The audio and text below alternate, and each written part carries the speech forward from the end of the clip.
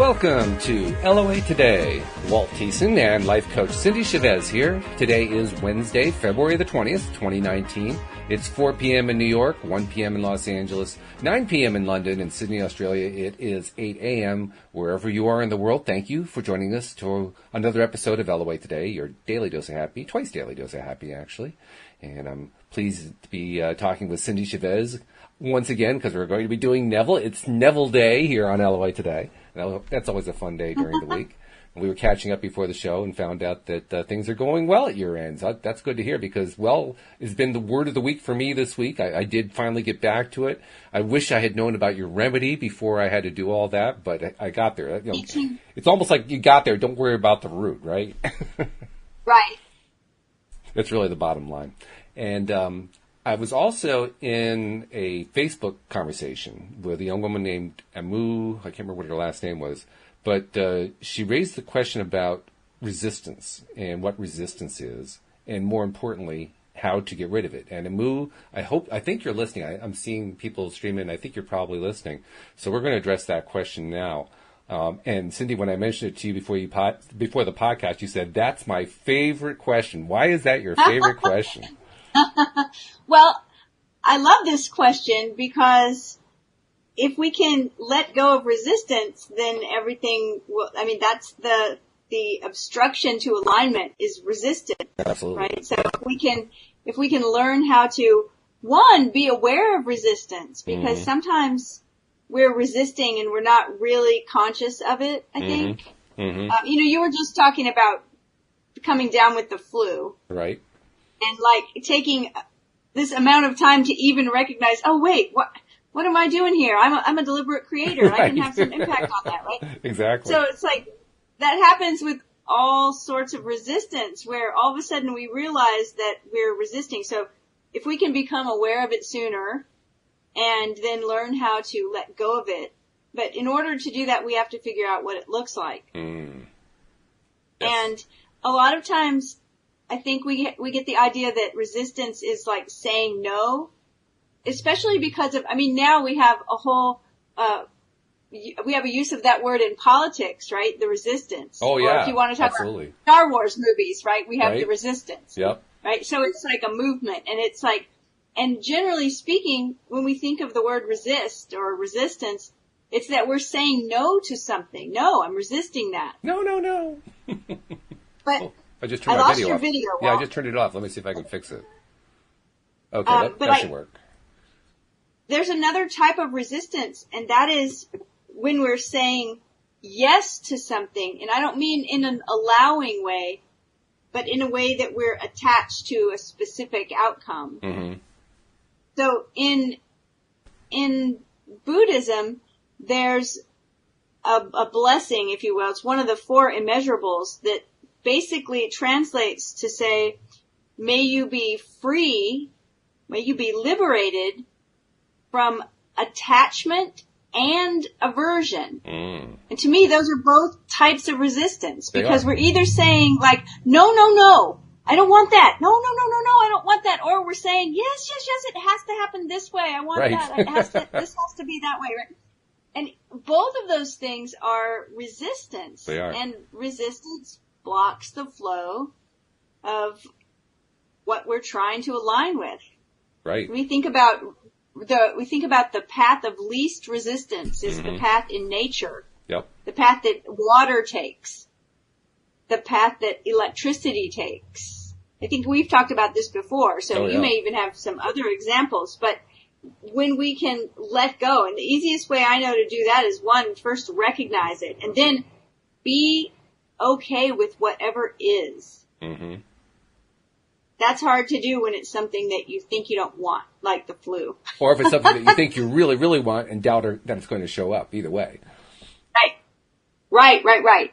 So being able to say, okay, it is what it is. I'm going to relax. Mm-hmm. Recognizing what resistance feels like in your body. Like we've had this discussion before, and I think we had other people chiming in about what it feels like to them. Mm-hmm.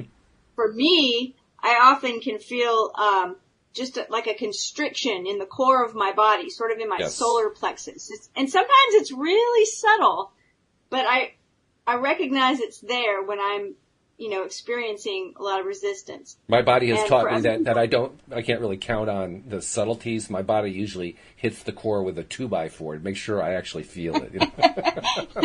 Well, that's one thing is that our body is really smart, and it usually starts with a whisper. Mm-hmm.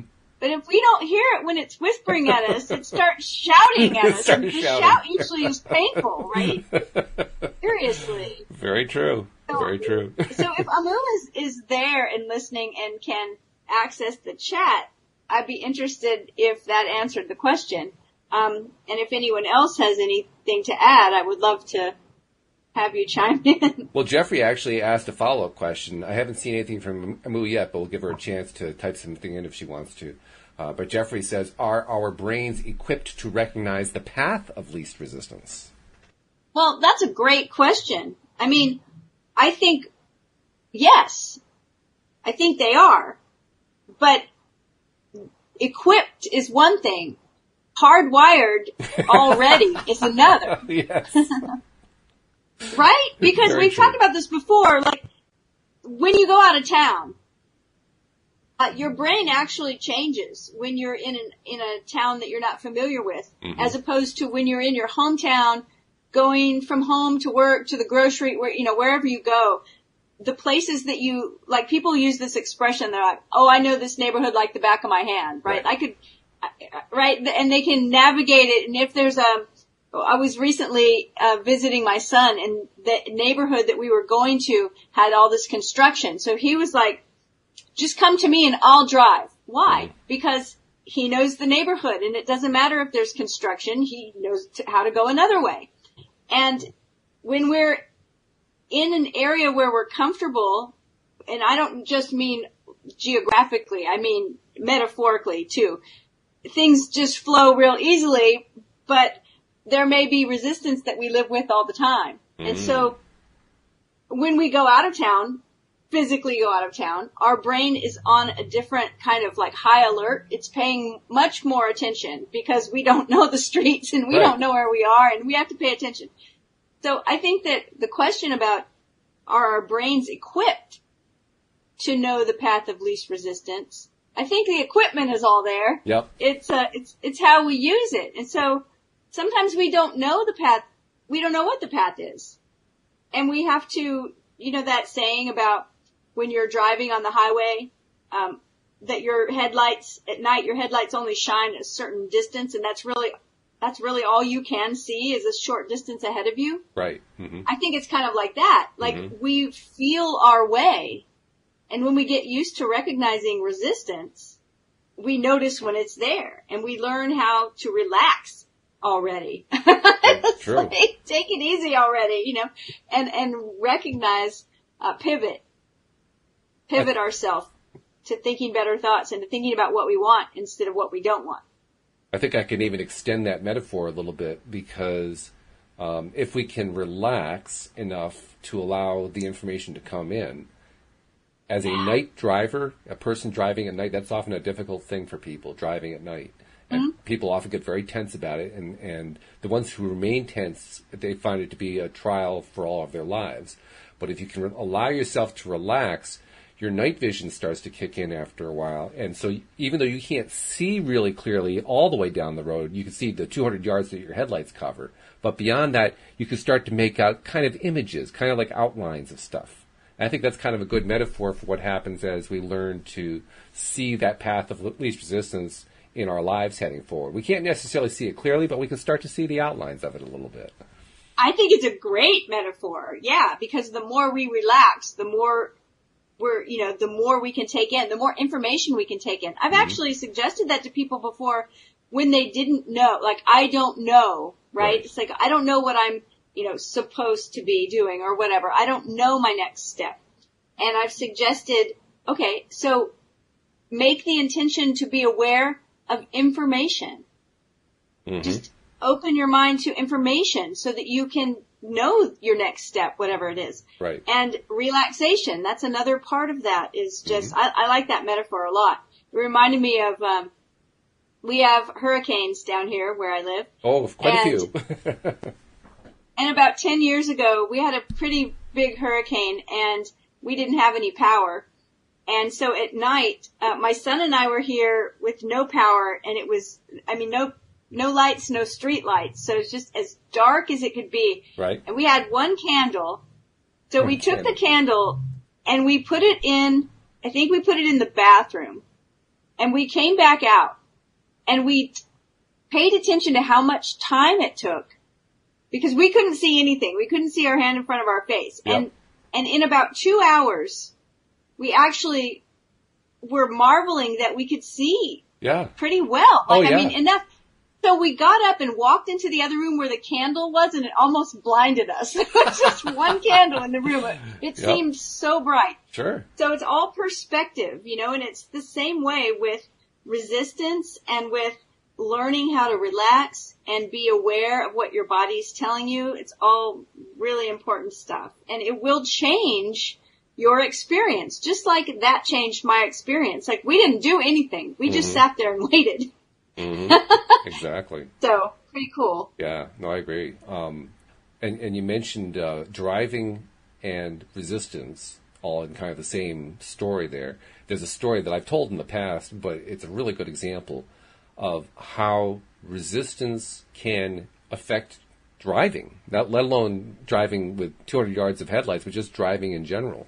Because when Louise and I met, we met in 1998, and that summer we spent some time going to Rhode Island where her family was, because obviously she wanted to introduce me to her family.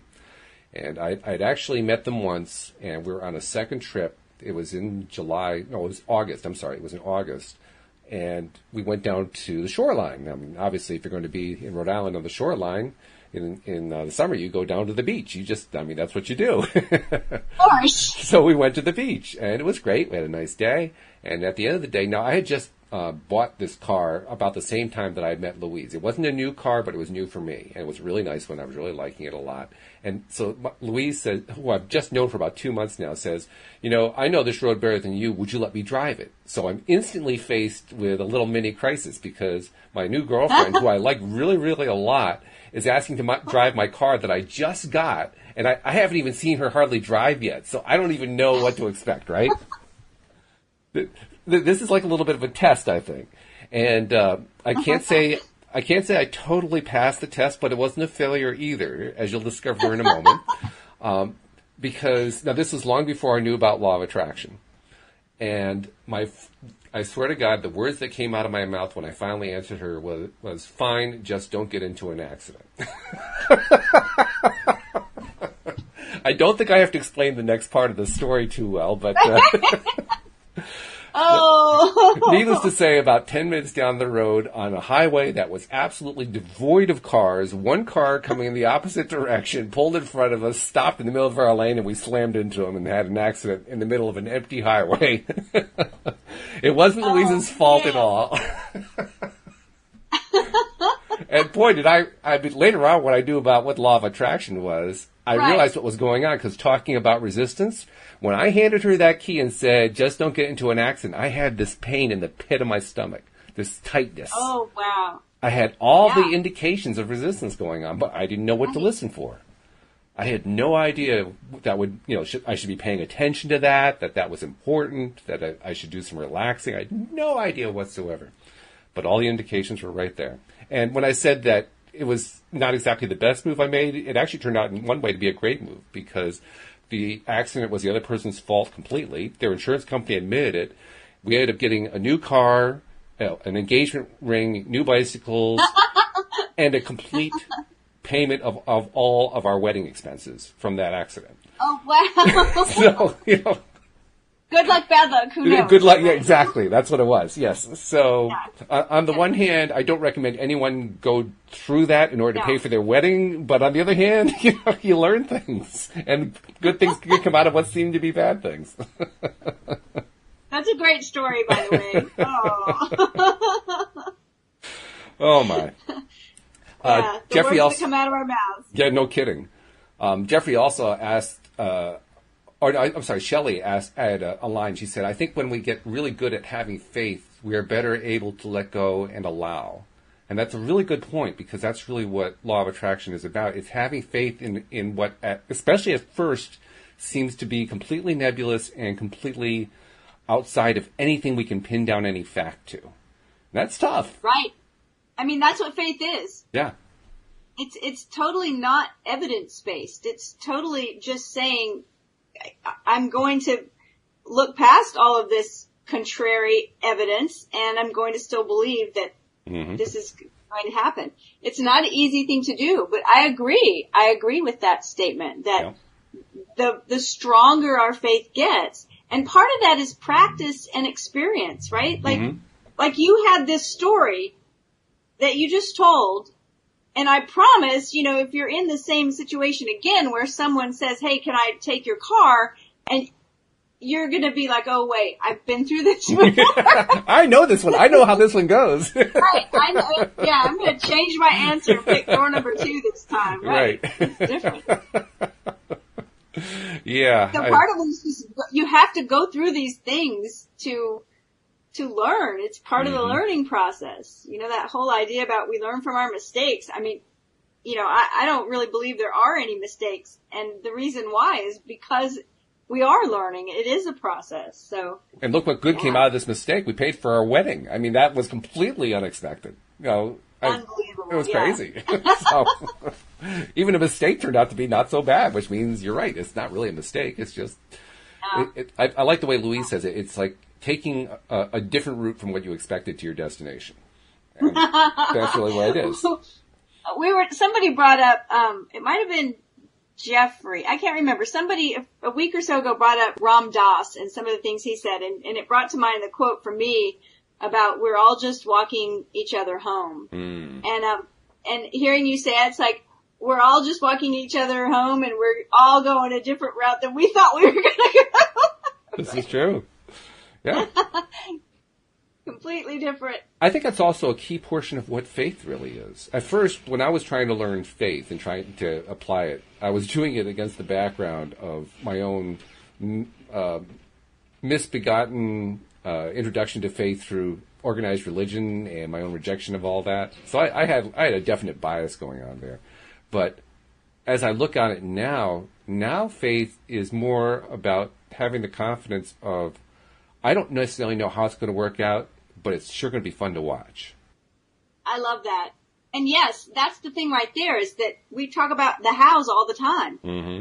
But the faith is knowing that it's going to happen even if you don't know how. Exactly. And that all the ways you've devised in your head and imagined are probably not going to be the way. Almost certainly, actually. I have like a 0.000 batting average on that. I don't ever get it right. I think there's been some times when, I think that's why it sort of feels like a miracle whenever you can say, it's like, oh my goodness, it all turned out exactly the way we planned it. Oh yeah, it's noteworthy. Yeah. Doesn't usually happen, so. Very true, very true. So hopefully Amu saw this and got some value out of it. And if you're still listening, Amu, and you missed the first part of it, this will be available as a replay. So just come back after we're done with the podcast. You can play it from the beginning and hear the whole thing. But meantime, this is Neville Day, and we get to go on with our book. We're talking about Your Faith is Your Fortune, which is actually the first book that Neville wrote. But I think it's our fourth or our fifth. Is it our fifth that we've been doing? Something like that. Might be our fifth book that we've read of Neville's, yeah. And it's one of the long ones. Some of the other ones are a little shorter, and we've kind of, it doesn't really matter. Sometimes we've taken forever on a short book and zoomed through a longer book. But sometimes we've taken forever on a one-page paragraph, one paragraph page rather. I mean, it just depends on what we're running into. Or how much trouble we're having operating the decoder ring. It could be either one. You know, it's just that we're having fun, and so it's like time flies when you're having fun, and sometimes we get 2 sentences and an hour goes by. What happened? I don't know. I actually had that discussion with someone yesterday, or it came from a discussion that I had with one of my besties who's an absolute miracle worker with Law of Attraction. She's the Law of Attraction coach. And we spent an hour on the phone that felt like about 10 I hung up and I just shook my head because it went by so fast. And I actually wrote a letter to my email list after it because it made such an impression on me that it's those things where you lose track of time. Mm. And Neville's even talked about this.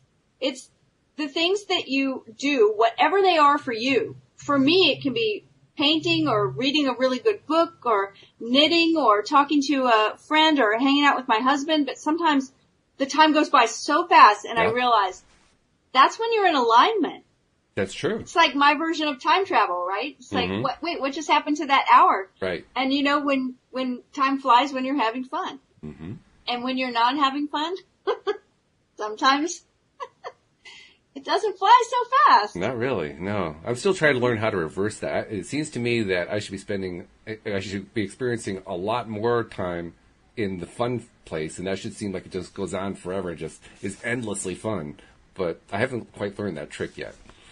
Right, and that's a cool physics trick, too. Yeah, it is. How you can somehow collapse it down to where it's flying and it still lasts for eternity. Yeah, I like that idea. So somehow we remain mindful, I guess, of everything being in the now, even past, present, and future, which is what we're told is true. Time doesn't really exist. It's all an illusion, and it's all already occurred, and it's all right there. Somehow we have to just kind of believe that for a moment or 3 or 5 hours or whatever. Well, let's see what Neville has to say. We're on chapter 9 of the book, Your Faith is Your Fortune. And chapter 9, the title is The Foundation Stone. Mm-hmm.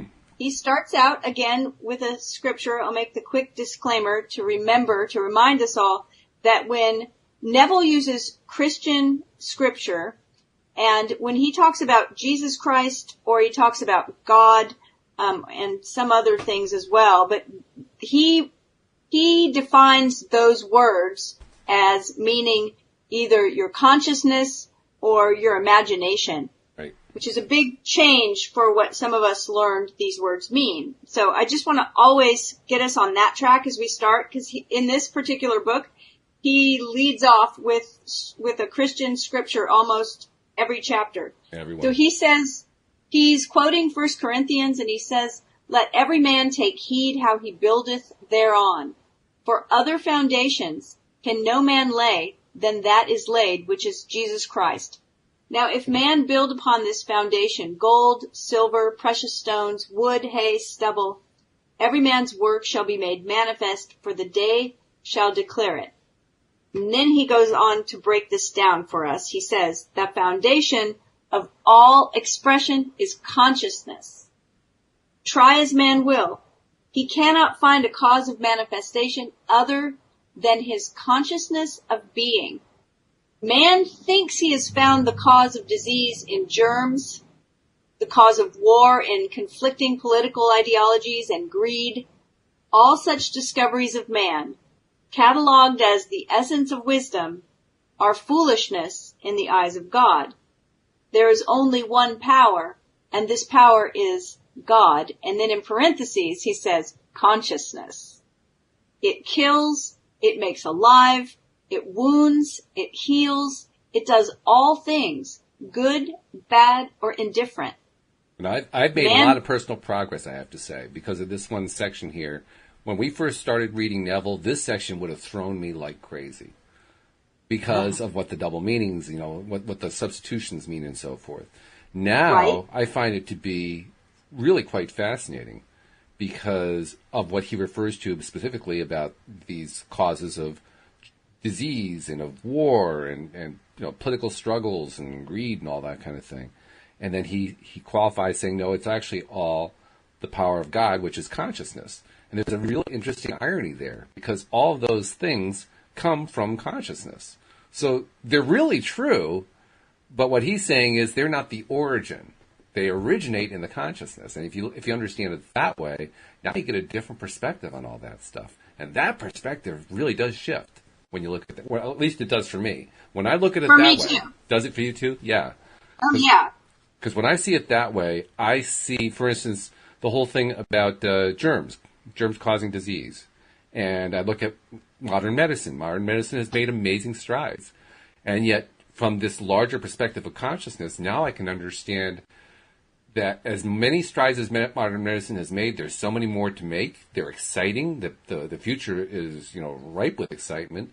And while we might not be particularly pleased in some ways with the way modern medicine handles certain situations, we can also see the progress that's being made to handle things better, to take on things that are not just purely reducible to double-blind studies and look beyond the double-blind studies and see what's going on from a spiritual level, that's huge. Yes. For the scientific community, that's a big, big step to take. And they're not doing it in large steps. They're doing it in baby steps, but you can see it starting to happen. Mm-hmm. Yeah, and it's amazing. I mean, I told you, I don't know if we were on the air or off, but that when my mother was fighting cancer, we were talking to the doctor, and the doctor said, look, we were asking about certain alternative therapies we wanted to try. We were also talking about things that we did not want to do. And he said, look, the bottom line is her mind is the most powerful medicine. Right. And it was like mind blown about, hearing that from the doctor. Mm-hmm. So it's amazing. And I also like that Neville points out here, he says, there's only one power, and this power is God, or consciousness. And he says it kills, it makes alive, it wounds, it heals, it does all things, good, bad, or indifferent. And I think it's really important that we remind ourselves about that it's the reason why I attempt not to label certain things good or bad. Mm.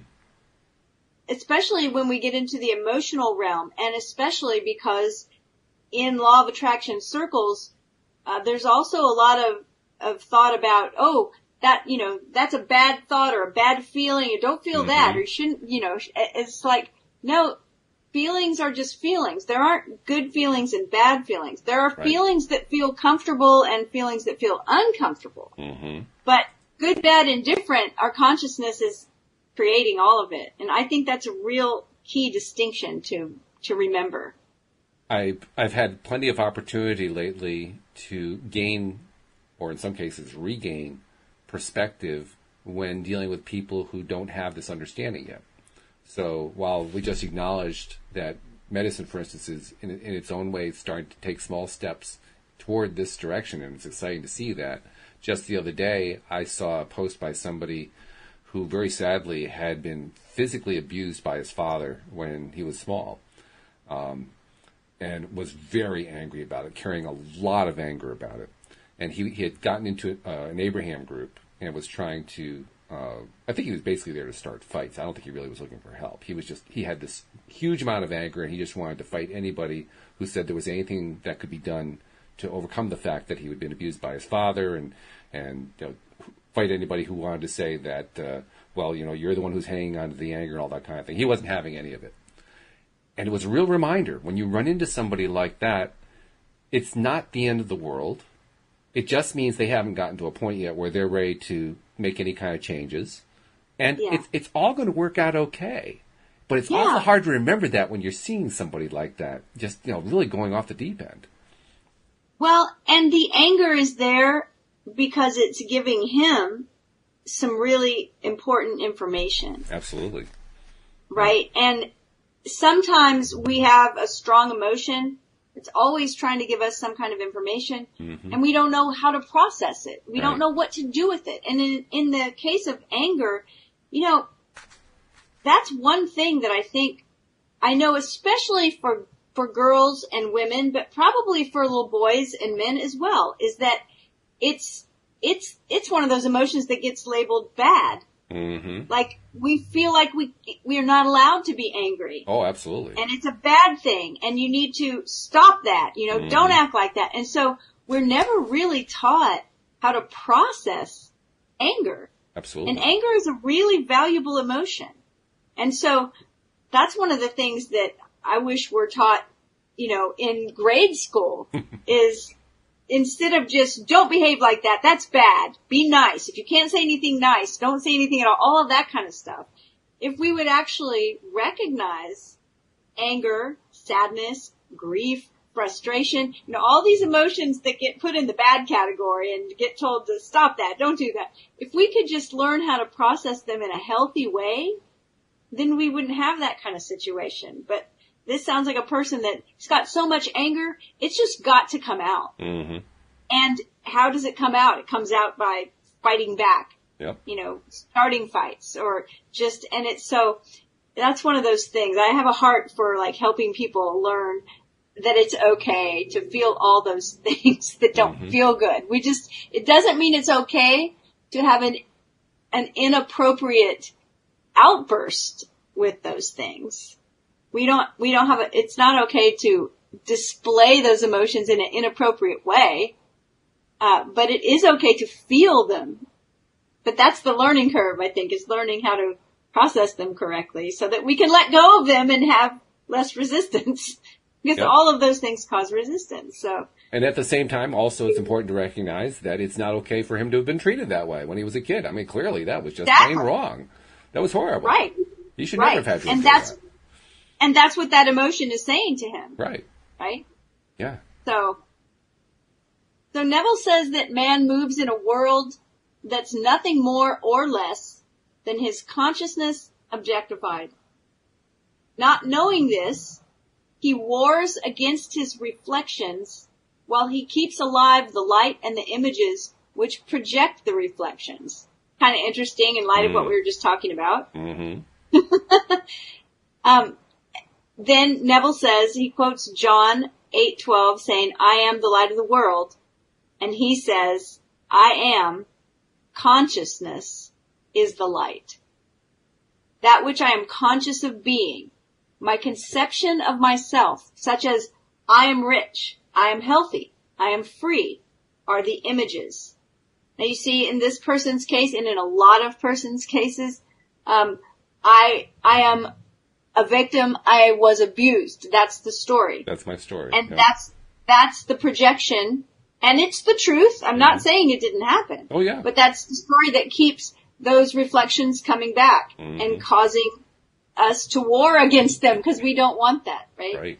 So Neville says the world is the mirror magnifying all that I am conscious of being. How interesting, too, that he describes consciousness itself as being the light.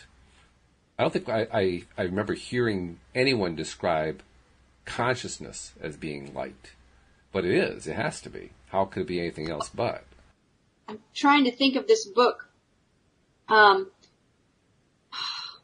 now I can't remember the book, so I'll have to bring it up another time. But it's a book about, it's a doctor, and he talks about this. He talks about, from the time a person is born, how many different, and every religion on the planet, every spiritual, teaching, they all talk about like the light in someone's eyes, right? And how when someone is dying, how they say the light is going out. Mm-hmm. And he talks about the actual electrical impulse, like as a doctor, that there is an electrical, impulse there when we are alive, and how it's related to, and that's the whole point of his book, is that consciousness is literally light. Mm-hmm. It's really pretty fascinating. I'll try to figure out the name of it. This is what happens when my mental card catalog isn't very... That's all right. Well, I kind of cued it in your mind in a very quick way, so you didn't have a lot of time to process it. But what it was telling me when I was hearing you read that phrase, I am, parentheses, consciousness is the light. So the idea I am, or my own consciousness, is the light. When I thought about it that way, I thought how ironic that so often we human beings say, I can't see where I'm going. I can't see the way. I can't see what's going on here. I don't understand. Not realizing we're the light. We're the source of the light. That's the irony of that is just staggering. And the verse that he quoted says, I am the light of the world. Yes. So what he's saying here is that your consciousness, my consciousness, is the light of the world. Mm-hmm. Mm-hmm. Which is pretty amazing. Because he goes on to say the world is the mirror magnifying all that I am conscious of being. Yeah. I mean, and I love this. Stop trying to change the world, right? It's only the mirror. Mm-hmm. It reminds me of, and I've taught this a lot about, I call it the magic mirror, but when you look into a mirror, you're checking yourself, right? It's like, do I have spinach in my teeth? Is my hair a mess? Is my lipstick smeared? Whatever you're looking for. And when you see what the problem is, oh my goodness, my hair's a mess. Well, then you get a brush and fix it. You don't smash the mirror. You don't blame the mirror. Right. You fix yourself. Yeah. And so if we have this idea that Neville is talking about where he says, look, the whole world, look around you at the world that you see, it's just reflecting your consciousness. So that's the place we start when we want to change things. Mm-hmm. We start with our consciousness. The same way we start to change ourselves when the actual physical mirror is reflecting something that we don't like. We start with us. Yep. Now flashback. Be the change. Flashback to the beginning of our conversation here before we started doing Neville. We were talking about resistance. And in the context of what Neville's talking about here, it becomes pretty plain to me. Resistance is when we can't see our own light. When we can't see what our own light is shining on. And we can't see any of that reflection. We have blocked ourselves from seeing that in some way. Yeah. And look, Neville goes on to say pretty much just what we just talked about. Man's attempt to change the world by force is as fruitless as breaking a mirror in the hope of changing its face. There it is, yeah. What you just said. Yep. Leave the mirror and change your face. Leave the world alone and change your conceptions of yourself. The reflection then will be satisfactory. Freedom or imprisonment, satisfaction or frustration can only be differentiated by the consciousness of being. Regardless of your problem, its duration, or its magnitude, careful attention to these instructions will in an amazingly short time eliminate even the memory of the problem. Ask yourself this question. How would I feel if I were free? The very moment you sincerely ask this question, the answer comes.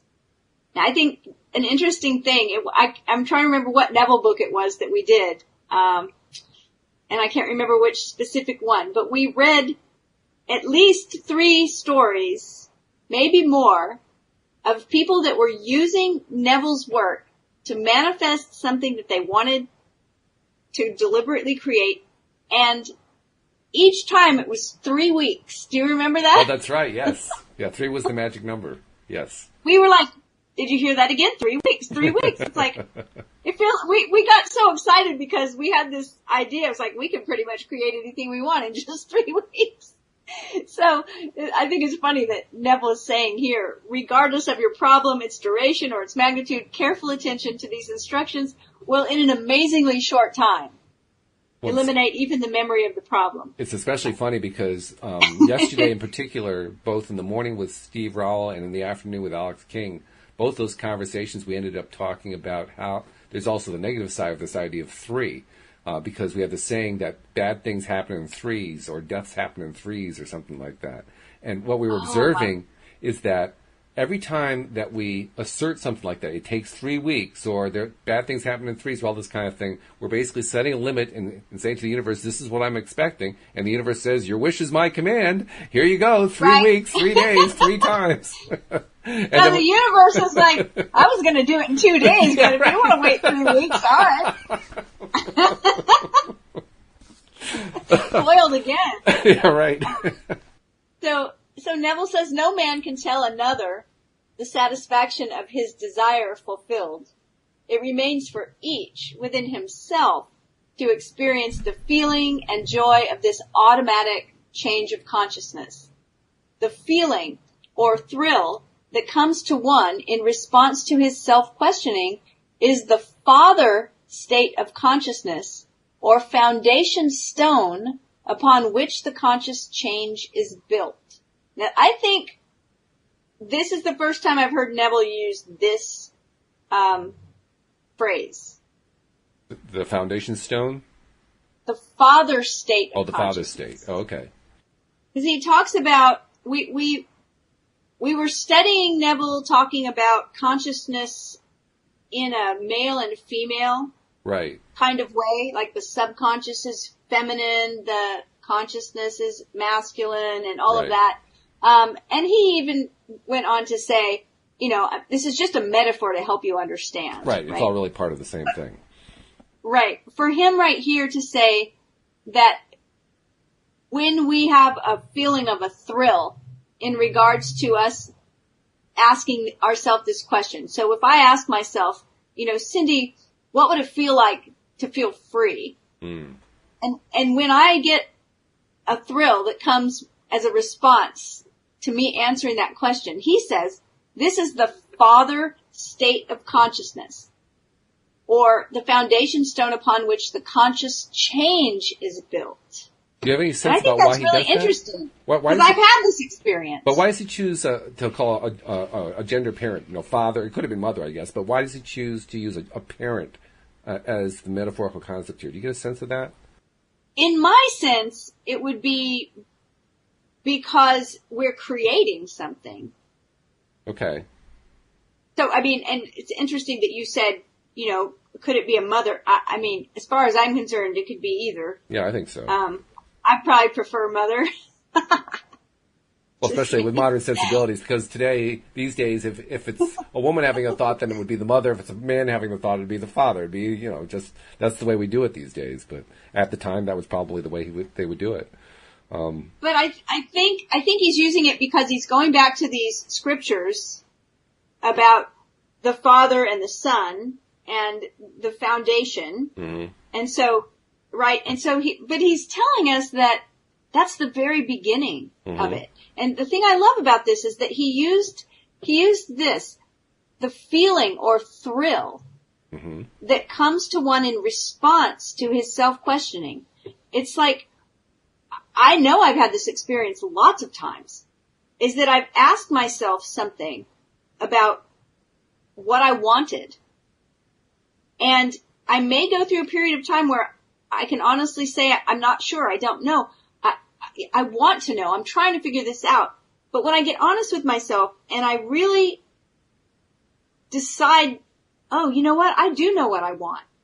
I want this. It's a really great feeling. To get clarity, and as a coach, it's something I do all the time, is help people get clear on what it is they want. Because most of the time we say we want something because we think that thing is going to give us something else. Right? You made a point. Well, I want a new job. Well, why do you want a new job? Mm-hmm. Well, because I want to be able to have weekends off. Well, what would having weekends off give you? Well, my son plays baseball and I never get to see his game. Well, what would being able to go to a son's baseball game give you? Oh my gosh, I would be so excited to spend that time with him and watch him, out there having a great time playing ball. You see how far I went from the new job? It's right. Like, and what would that feel like? Oh, I would feel like I was enjoying being a parent, and I would feel like my son felt supported, and we can go real deep with these kind of things. Sure. But when we get to that depth, okay, that's the father state of consciousness Neville's talking about. That's the foundation stone that we can start building the change around. Because we've sort of dug down to the bedrock, if you will, right? We've hit the place where we're starting to understand why we really want these changes, whatever they are. It's a good point. It's a very good point. The fact that we're trying to dig deep in that way kind of points me in the direction of something like, well, you described it well. You called it clarity, and that points me toward Abraham. And you specifically tied into the idea that you get this thrill, this feeling of excitement, and that this feeling of excitement comes from the clarity. And the reason I tied that into Abraham is when you look at Abraham's list from their back of their book, Asking It Is Given, the list of 22 points on the emotional guidance scale, the very top of the scale has like 5 or 6 items on that first line. One of those items is clarity. And I often wondered why clarity is on that line. Well, you just answered the question. It's because when you have clarity, you get a feeling of thrill. You get a feeling of excitement. So, yeah, I guess it has to be on the top line now that I think about it. Yeah, and it's once we get really clear on what we want and why we want it and how we're going to feel once we get it, that's where we start building. Mm-hmm. I mean... Yep. So Neville says just how this feeling will embody itself, no one knows. But it will. The Father consciousness has ways that no man knows. It is the unalterable law. All things express their nature, as you wear a feeling, I love this, as you wear a feeling, it becomes your nature. Somebody that was speaking with us on this afternoon show one day was using this metaphor. And I'm trying to remember who it was, but she was saying it's like wearing a coat. You know, you have to get used to new clothes. Mm-hmm. Yeah. That's remember good. what I'm talking about? I don't remember the comment, but that sounds like one of our listeners, because our listeners are pretty special. So he says it might take a moment or a year. It's entirely dependent upon the degree of conviction. As doubts vanish and you can feel, I am this, you begin to develop the fruit or the nature of the thing you are feeling yourself to be. Mm-hmm. Mm-hmm. When a person buys a new hat or a pair of shoes, he thinks everyone knows that they are new. He feels unnatural with his newly acquired apparel until it becomes part of him. The same applies to the wearing of the new states of consciousness. When you ask yourself the question, how would I feel if my desire were at this moment realized? The automatic reply, until it is properly conditioned by time and use, is actually disturbing. The period of adjustment to realize this potential of consciousness is comparable to the newness of the wearing apparel. And somebody brought this question up last week. It said, like, how come, or a week before maybe, but said, why sometimes we try to manifest something and then we do, and then everything goes wrong. Mm-hmm. Or we lose it as fast as we've gotten it. And I think this is why. It's because we weren't really ready for it. We didn't have that adjustment period. Neville is encouraging us to wear that feeling until it feels natural. Well, I'm also wondering if we can tie this concept into the one phrase that you first introduced Neville to me with, which is assume the feeling of the wish fulfilled. I wonder if we can then modify it to say wear the feeling of the wish fulfilled. I like that. I like it. It's easy to understand. Yeah. I mean, it's the same idea, and he says, but it's more physical. Yes. Yeah, and I like the idea of wearing a feeling because you do. Mm-hmm. To some degree, right? I mean, you feel it in your body. He says the period of adjustment to realize this potential of consciousness is comparable to the newness of the wearing apparel, not knowing that consciousness is ever out picturing itself in conditions round about you. Like Lot's wife, you continually look back upon your problem and again become hypnotized by its seeming naturalness. But it's real. It's real. I'm telling you, it's real. And, that also reminds me of a situation where I've had people ask this before, but why people sometimes end up in the same type of job situations, and I mean ones that they don't care for, or the same type of relationships, or, they start to recognize a pattern. And I know a lot of people that have reached out to me for coaching have said, I'm reaching out because, one day I recognized that there's a pattern here. It's like I recognize I keep going through the same motions and getting into job situations that are the same. And I know I did that with a job situation. I did the same exact thing for years and years. I would get a job. I would work really hard. I would smile the whole time. And whenever my boss said, oh, wow, you're doing such a great job. Do you think could you handle this too? Sure. And I would just take on more and more tasks, more and more work, but I never got paid anymore. Mm-hmm. Well, I never asked to be paid anymore. Right. And I would smile the whole time, but of course inside I was grumbling and I was like, why are they doing this to me? No one appreciates me, right? That's Victim right. mode all over. Absolutely. And at some point I recognized this is what I do over and over. Every new job I get, I do the same exact thing. Well, as soon as I was aware of the pattern, I was able to break the pattern. Right? And I think that that's what we're talking about here when Neville says, that like Lot's wife, continually looking back upon your problem and becoming hypnotized by its seeming naturalness. Yep. This was natural for me. This is what I did every time until I realized that's a great time. I didn't want to do that anymore. That really is a great time. That's exactly what happens. We get caught in those little traps that we set for ourselves, not realizing that we're setting them for ourselves.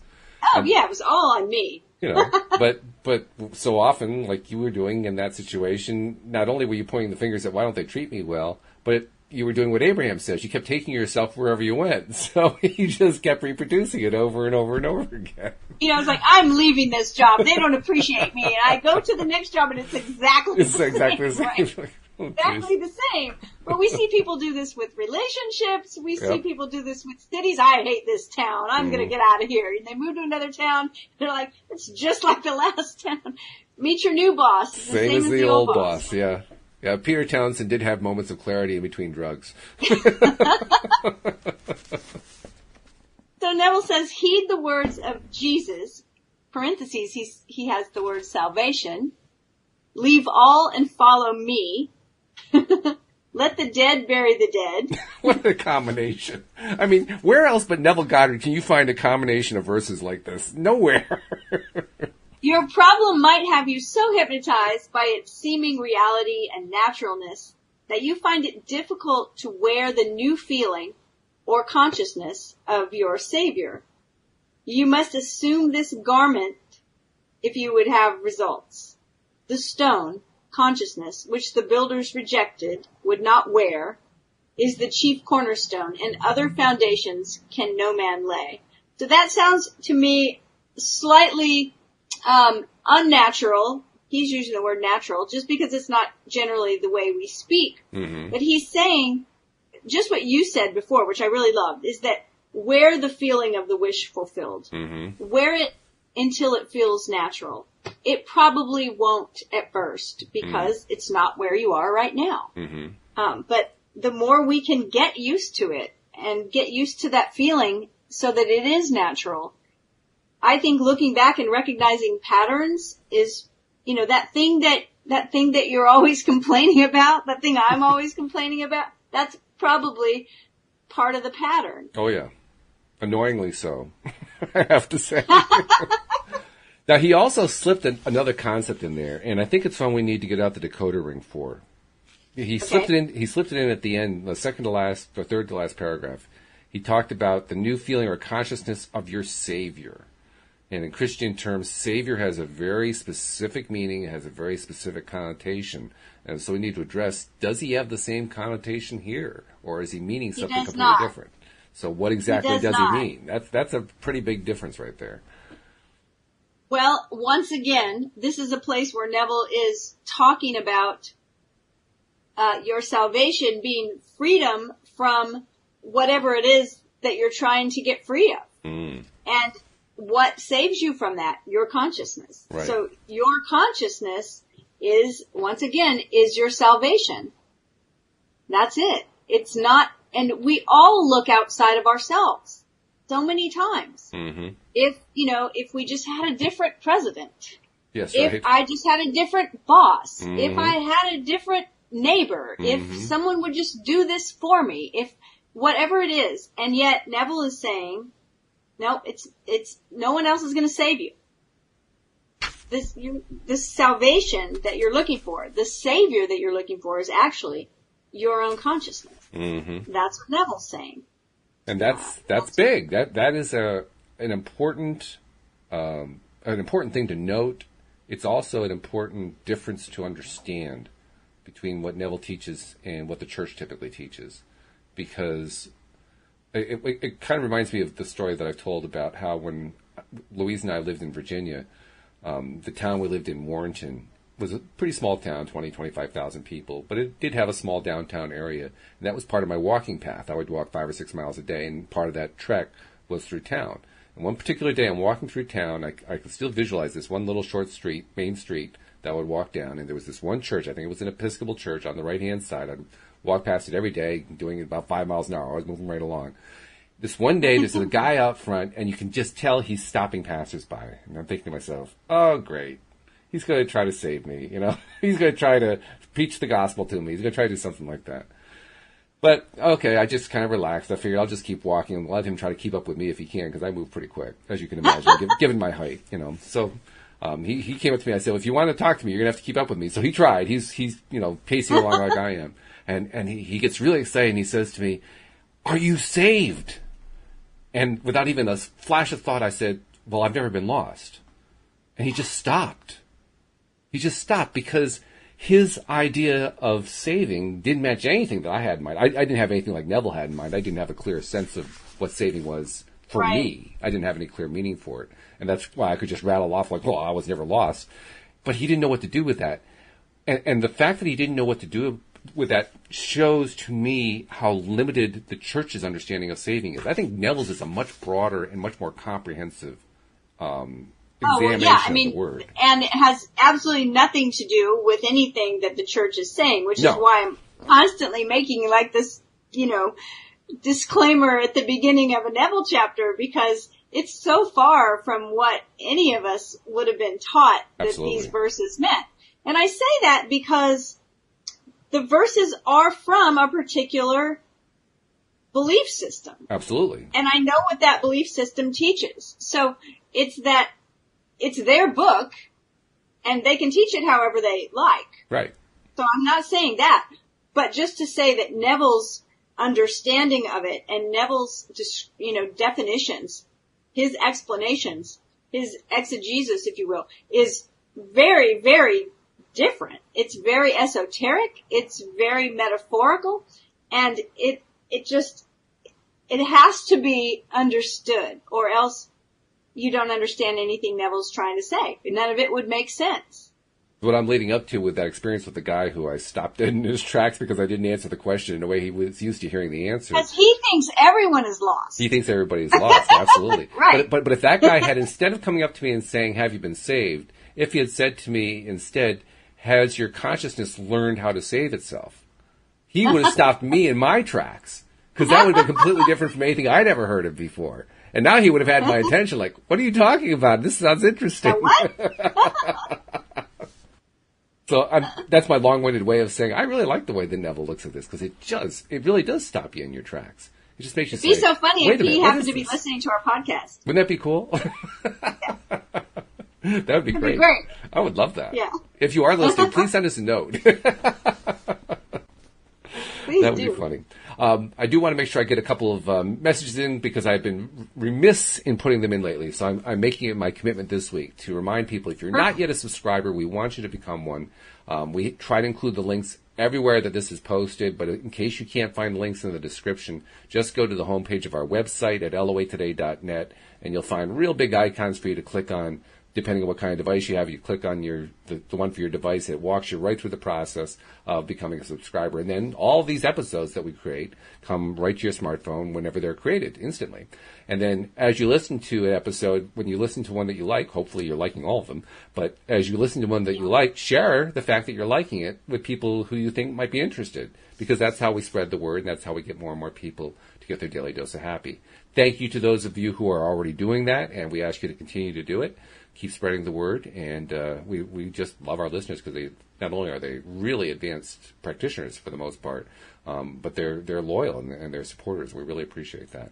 And also, Cindie, I would be greatly remiss if I didn't take a moment to ask you to explain to people how to reach out to you, because you are a life coach. You're a very, very good one, and sometimes people need to have that personal contact. So how do they reach you? Well, they can find me site, cindiechavez.com, CINDIEDHAVEZ.com, and there's a contact form there. You can send me a note, email me at cindy@cindiechavez.com. That works too. However you reach out, I would love to hear from you. Just say hello. You don't even have to have some kind of reason, just say hello. I'd love to hear. Absolutely, yeah. Well, we love it whenever we hear from listeners. It just makes our day, so it's fun. So thank you very much. I'm looking forward to doing Chapter 10. It has an interesting title, kind of an intriguing title, so something to look forward to for next week. But that will have to keep until next Wednesday, and so I wish you a happy week. And I don't know what to say, because every week I was so used to talking with you 3 times a week. Now it's one. It's like, I have to get it all into 1 hour. Oh no! No, it's all good. Well, it's all I good. will be back next week. I'm glad to hear that. That makes my whole week better. I know I'm going to talk to you next week. So, okay, this is good. I can do this. Hey, it's great. Thank you so much. Thanks to our live stream listeners. Thanks to our regular listeners as well, listening to the recorded podcast. We'll see you all next time here on LOA Today. Goodbye, everybody. Bye, everyone.